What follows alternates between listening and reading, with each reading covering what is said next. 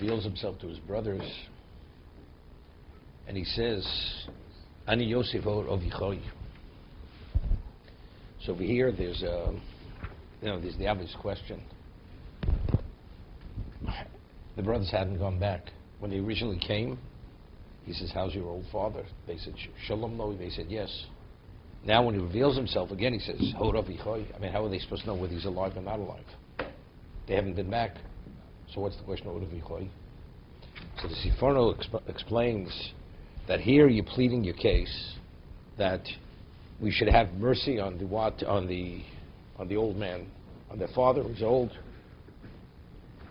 So he says, is it true my father's still alive? Although you didn't tell me all along that he's alive.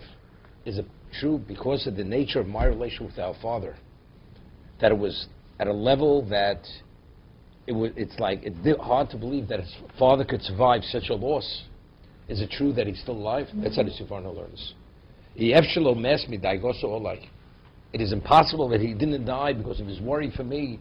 So is it true what you're telling me? All along you've been telling me that, but is it really true? That's how the Siforno learns. Okay? So he's not asking, is he still alive? Recently, is he alive? All along when you've been telling me that he is alive, is it true he's alive? Because according to his understanding, it's something which would be impossible to survive. When they originally told him he was alive, they didn't know they were just telling him that their father was alive. Why would they lie? They're accused of being spies. Right. So you wouldn't know. Of course he'll lie. All along he was accusing them. He was claiming they were lying. You bring your youngest brother, then I'll believe it. Still he didn't. So all along when whatever you were telling me, how's it possible? Rabbi, did they use the same lashon when Yosef is asking them to bring Binyamin home? Don't they say he's the child? He's a child of his old age and he'll die. Doesn't they say that about Binyamin when Yosef demands it? And now here he says, is my father alive? Isn't he alive? Even though you have Benjamin here, even though I'm here, he's still alive. Od Avichai. Is that possible? Go back to where it says that Yosef I went back there already. So what does it say there? I didn't say what it said there. That was Yehuda's case against Yosef. That he'll die. No, here you're claiming you're such a benevolent, merciful monarch. Right. And you're the one who, you're a cruel man. Because don't you realize what you're doing to my father? Right. But, so what does that do with this? So there he says, isn't my father alive? You stole me. You took me away from my father, and he's still alive. Oda Biha, isn't he alive? Okay. I don't. Okay. No. We'll have to talk about it at breakfast. You sit at the breakfast table, talk about it.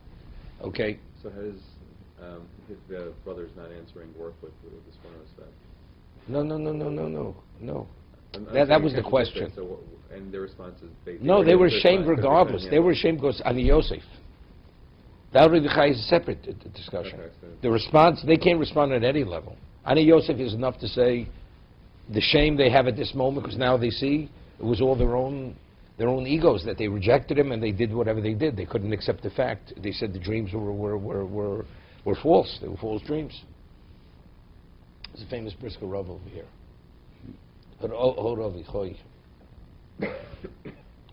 Meaning, here you're painting a picture, what I am. By denying Binyamin to our father, I am cruel beyond cruelty. Are you any better than I am?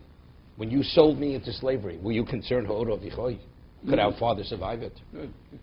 That's what he was grasping for. You heard it about 2-3 years, about 4 times over, and he was trying to grasp to remember what it was. That's what this was. What a partnership. I love it. Yeah. Okay. Okay. If we had 500.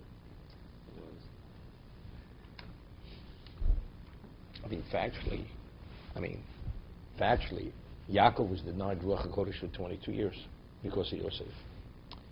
Yaakov is a person, Yaakov is Tam Yosef Holim. His essence is telling us a story. There was one of the Rashivas in Panovich, his name was Rav David Parvarsky, Zech Tzadok L'Brocha.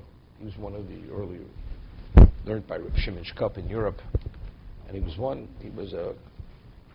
passed away, he was in his 90s. So when he was ready in his 90s, he was a widower. So they had a bacher who used to sleep with him, take care of all his personal needs. So it reached a point, health-wise, that the doctor said, under no circumstance you should let him leave the house to go to the Beis Medrash. He already was very old, he was retired, but there were times he was going to the Beis Medrash to study himself.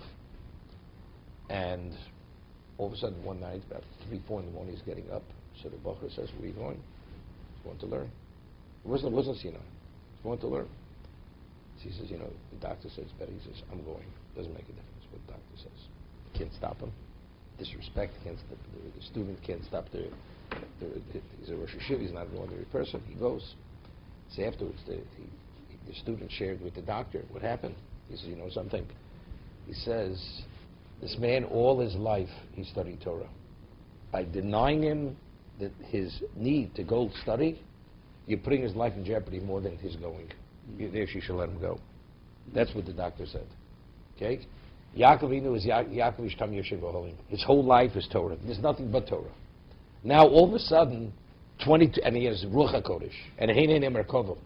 HaKodesh Baruch was communicating, there's a level of relationship.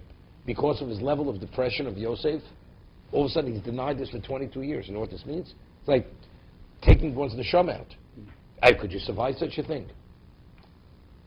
That Yev Shelo amazed me, Daigoso Olai. But I'm saying not that. I'm not the Daigoso. That was only the cause of the detachment. It's not the worry. Because of that, it's not Daigoso. Because he's grieving, is it possible he's still alive? Factually, because of what you did you do to him? I mean, why did the brothers distance themselves from, why did he fall out of favor, Yehuda, after the story? Because they saw if Yehuda would have said, return Yosef, they would have listened. So they faulted him for selling him. So Yaakov's whole state of depression was attributed to Yehuda. The brothers faulted him? They faulted. That's what it says Yehuda separated from his brothers. That's when he went in. The whole Thomas story was a result of that. Right? So what was it? Well, what did they see the grieving? What's this grieving? The father was literally non-functional. In terms of what he was non-functional.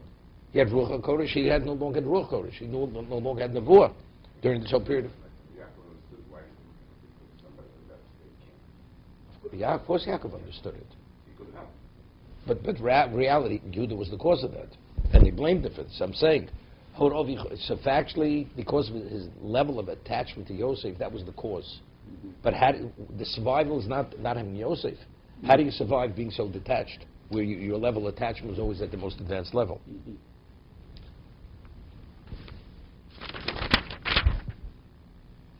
So why didn't Yosef get word to his father and his brothers early on when he was the viceroy, when he had that power, and he felt confident that he would, he could deal. Why didn't he get in touch with his father? It's an obvious question. After he assumed position of power, why didn't he communicate? Okay. No, not at all. Factually, nobody really speaks. Well, the main commentators, nobody speaks about that. What you're asking. But this is a question you could ask it every single year. And I'm sure you did ask it. When he was in Detroit in day school, they skipped him 3 grades. When he asked that question, 3 grades. They put me down. Yeah. Exactly. What's the answer?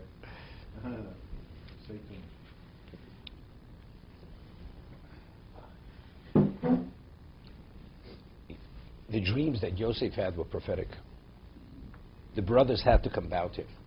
That's why he contrived this whole story, accused them, and they bowed and everything else.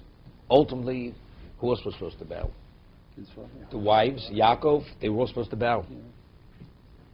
And it was a nevuah. So anything what he would do which would interfere with the fulfillment of that nevuah, he's not able to do. And he's like what we say, he's playing it by ear. Hashem is actually causing things to evolve. They'll see how it unfolds. He always knew it was a nevuah. No. He knew it was a nevuah. They claimed it was immaturity. It was whatever they claimed. He understood, and that's why he summoned them. Why did he summon them? right? The tail bearing was due to his immaturity. The tail bearing, but the dreams that wasn't immaturity. Okay, let's. I thought you said in the past that he only really explained the rules himself. No, we said he second guessed himself till that moment. Yeah, maybe there is a base with this. Yeah. It wasn't a full blown nevuah, because if a navi gets a nevuah, he knows it's a nevuah. But he could have gone to, as the viceroy, gone to Canaan and come to Yaakov and his family, and they all would have bowed down to the viceroy of Egypt at once. Couldn't have. Egypt is Egypt. Canaan's a different country. It's like Obama going to Israel. Netanyahu bowed to me. Okay, you know.